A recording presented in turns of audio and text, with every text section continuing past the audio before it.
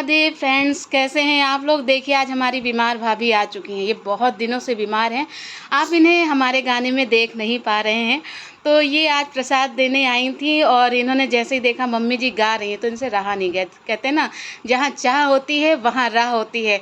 तो फ्रेंड्स आप लोग मनाइए कि ये भाभी जल्दी ठीक हो जाएं, जल्दी से गाने में फिर से शामिल होने लगें और प्लीज़ इनके लिए दुआ करिए। और हाँ, इनके गाने को लाइक सब्सक्राइब शेयर ज़रूर करिए। तो चलिए भाभी जी गाना शुरू करते हैं। गाना बोला